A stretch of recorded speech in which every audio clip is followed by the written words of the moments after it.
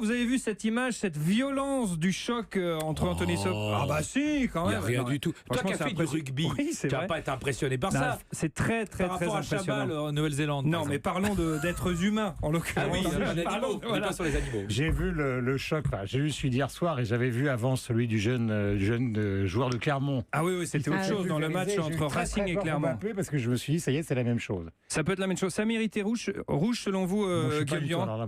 Là, je m'écrase, je ne suis pas arbitre. Enfin, je suis incapable de savoir s'il fallait que. S'il fallait sanctionner. Ça refroidit quand même. Ça fait peur pour les attaquants de tous les clubs du monde, quoi. Alors tout va bien en l'occurrence pour Kylian Mbappé. Il a été en observation hier soir et il va bien, il est en forme. Didier Roustan, ça valait sanction cette action d'Anthony Lopez? Alors tout le monde a son avis, bien sûr. Tu vois un peu à travers les réseaux sociaux, dans la presse d'une manière générale, que c'est un peu du 50-50. Donc moi je fais partie des 50 d'un côté.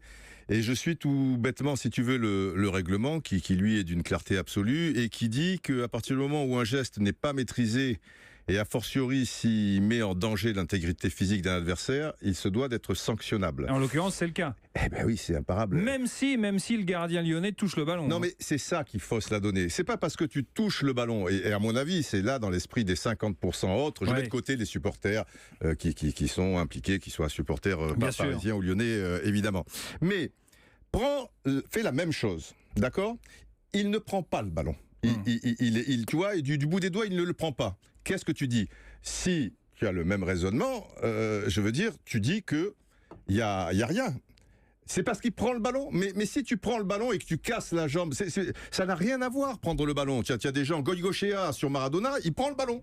Ouais. Mais il prend tout. Oui, il prend Maradona. Et l'autre, il a la cheville en l'air. Schumacher avait pris Battiston. Il n'a pas pris le ballon. Mais il n'avait pas pris le ballon. Fais la même chose. Ouais. Disons que le ballon, de manière, on peut pas comparer les deux parce que je pense évidemment que il est un peu coutumier du fait, Lopez. Il maîtrise pas ses sorties, mais je pense qu'il n'y a pas volonté de casser l'autre. Mais enfin, il fait rien pour non plus, tu vois, Schumacher, vraiment. Mais alors, prends Schumacher et tu dis que Schumacher, le ballon est en l'air, si tu veux. Là, en l'occurrence, il aura du sol. Et il l'effleure avant Battiston.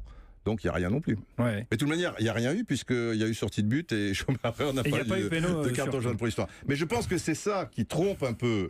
Bon, déjà, il y a le règlement que je viens de t'expliquer. Et la deuxième chose, ce qui trompe les gens, c'est qu'il a touché le ballon.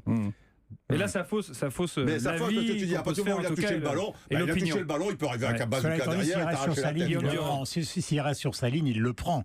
Donc il sait qu'il est obligé de lui rentrer dedans, en gros. Il est obligé de compenser, mais il ne maîtrise pas son geste. Des fois, par exemple, on n'a qu'à faire un parallèle avec le tacle d'un joueur. Tu peux faire un tacle, et un tacle assez appuyé, mais tu maîtrises la situation. Mais quand tu fais un tacle, c'est que tu es en position de faiblesse, c'est que tu as un retard. Donc tu compenses par le mouvement de ce tacle, qui normalement est glissé. Il l'est pas toujours. C'est pour ça qu'on empêche d'avoir les deux pieds décollés du sol, parce que quand tu as les pieds en l'air, tu ne maîtrises, tu peux plus freiner ton geste. Voilà. Alors en fait, Lopez, ce qui est marrant, c'est que, là, il est en l'air par la force des choses. Oui, mais le problème, c'est que le ballon n'est pas au-dessus de la tête. Il est à hauteur d'épaule. D'ailleurs, on le voit. C'est pour ça qu'il se met à l'horizontal. Donc en fait, c'est ça qui est choquant. C'est que s'il va en l'air et qu'il embarque le mec, c'est normal, il est obligé d'aller en l'air. Après, ce que disait Guillaume Durand est juste, c'est-à-dire que l'attaquant n'est pas protégé du tout, et lui qui va pour jouer le ballon et qui va vraiment qui se livre complètement. En plus, ce qui est terrible, c'est que Mbappé tend la jambe, mais quand il tend la jambe, il est à 1m50 du gardien. Et il la retire. Et il la retire très vite, et il comprend qu'il ne peut pas l'avoir. Donc lui s'arrête, et donc il est dans une position relâchée. S'il a tous les muscles tendus, à la limite, bon, ça va être 2 camions, mais s'il est arrêté, alors il explose. C'était assez impressionnant. Tu suis le règlement, tu trucs, il y a pénalty et carte rouge. Et alors on y reviendra après, sur ce match. Je dis pas pour l'arbitre, parce que l'arbitre, nous, il y a les ralentis, les ceci, bien sûr, là tout va très vite. Fraction de seconde.